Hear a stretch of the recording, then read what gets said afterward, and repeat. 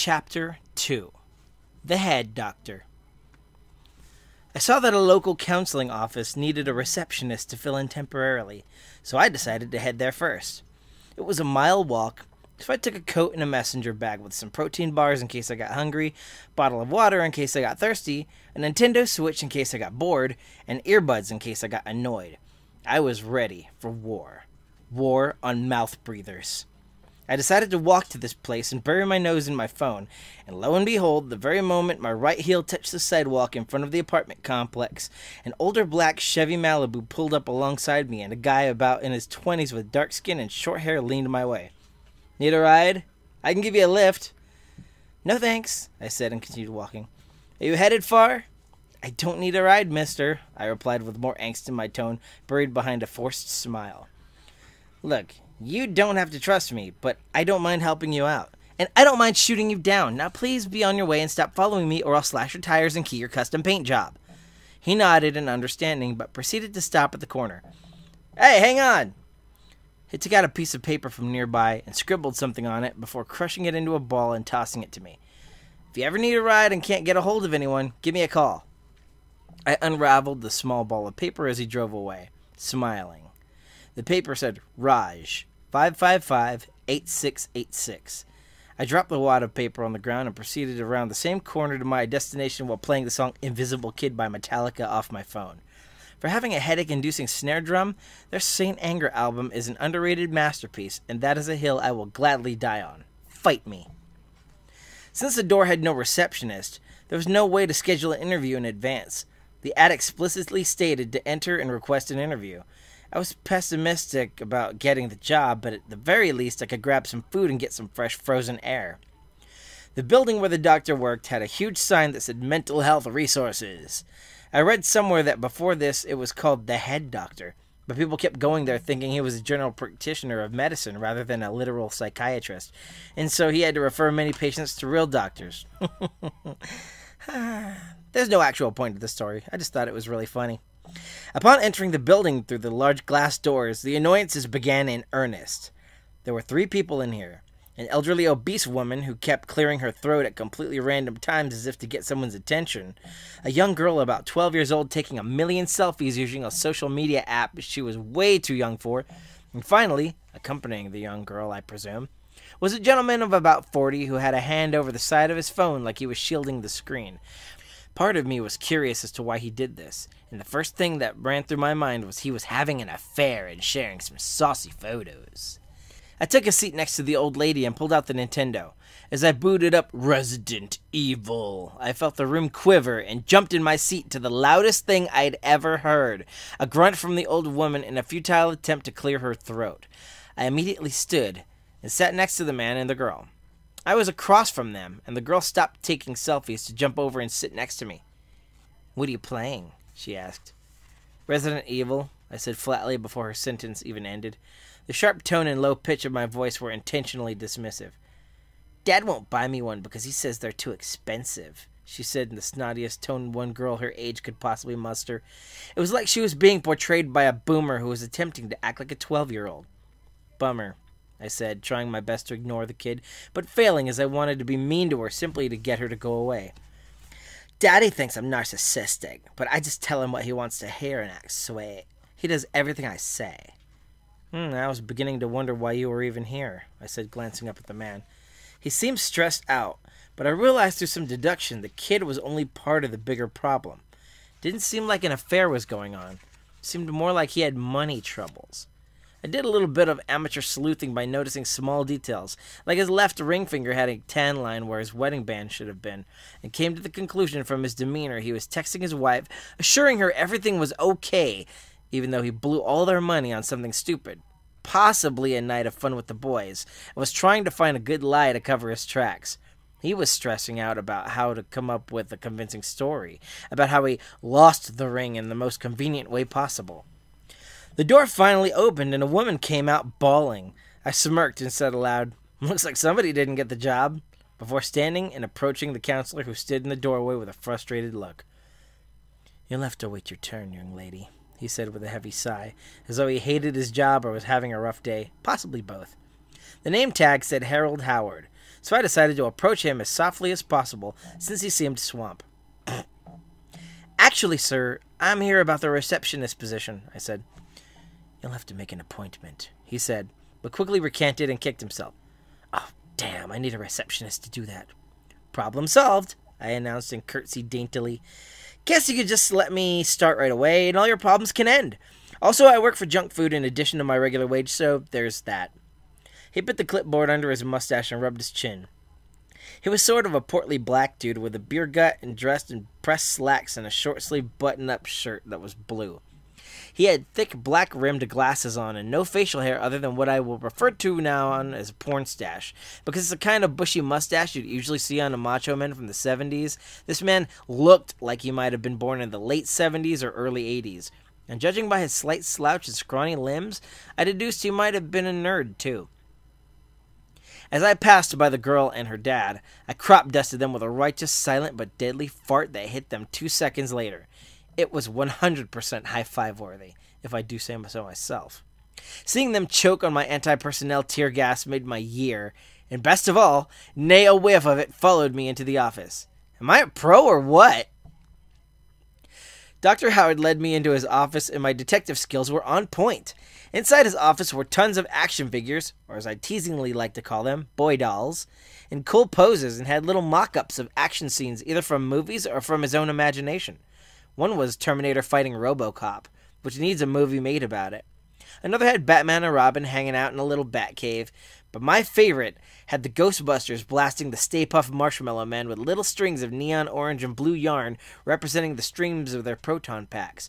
That one looked like some actual work went into making it, and frankly, I can't lie, I was impressed. "Please have a seat," he said and sat down in a comfy-looking swivel chair. I was motioned to a big cushy brown sofa and sat down. "So, tell me a little about yourself, Miss Wren," I said to him. "And I'm not a patient." "I know, but the first thing people do when they meet is get to know each other." "Why, though?" I asked. I failed to see the point. I could care less about your personal life, so why would you want to know about mine? He snickered. "These are job-related as well as interpersonal." I knew he was just using the job-related line to get me to open up, but decided to play along by screwing with him. I replied in a thick, husky Russian accent. "All right," I began. "Well, I am from Eastern Europe originally. Came to the U.S. with $14 in my pocket and a dream. Owned a sandwich shop in Little Tokyo for 7 years. Moved across the country where I studied law and graduated with honors from Juilliard. Got a 5.0 and took up a job at NASA where I built robots to explore the surface of Mars. And then later that same year, rescued 18 Chilean miners before winning an Olympic gold medal for a record-breaking long jump." "Miss Wren, please," he said with a grin on his face and a fist on his left temple. "Your real self, if you don't mind." I leaned forward and looked him dead in the eye. "You calling me a liar, Howard?" "Do you have any friends?" he asked. "Nope," I said. "Not unless cats count." "Boyfriend?" "I don't think Mrs. Howard would appreciate you asking a girl my age that question. I feel attacked." "I'm single, but thank you, Miss Wren. I'm trying to figure out who you are." "Tell me about yourself, then," I countered and leaned back, crossing my arms and legs stubbornly. "I got a master's degree in psychology from Brown and became a math teacher, where I taught calculus for 6 years. I got bored of that and decided to be a criminal profiler for the police, but eventually mentored under Dr. Armin Fitzgerald, who owned this building and was a mental therapist. When he died, he willed the business to me, and now I am the chief practitioner on staff until I die, quit, or find a replacement."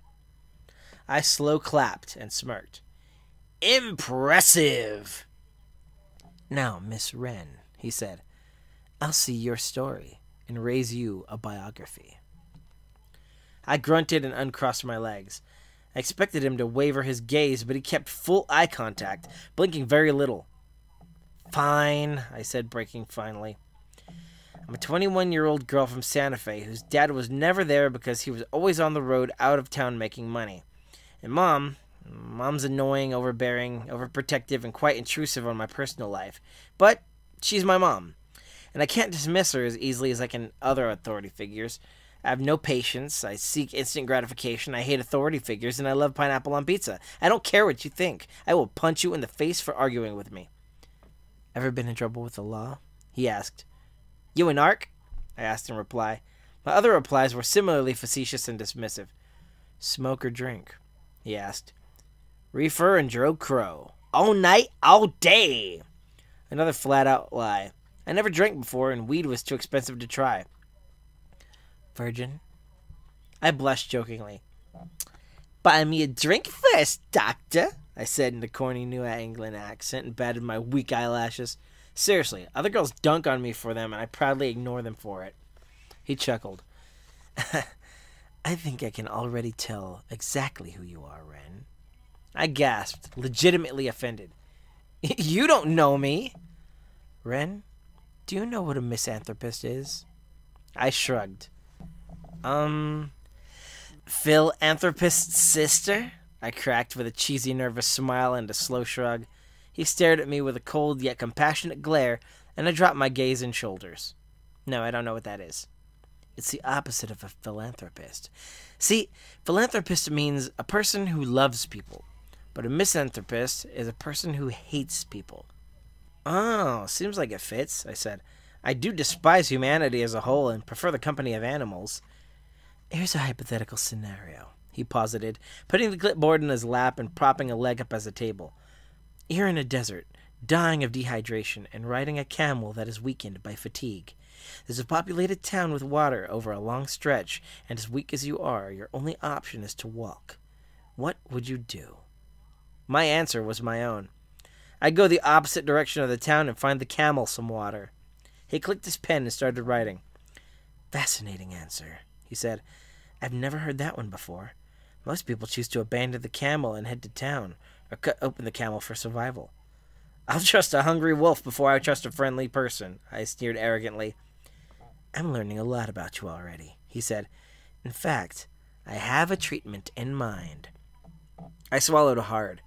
I was not liking where this was going. I think I'll be leaving now, I said and stood. He chuckled and stayed sitting.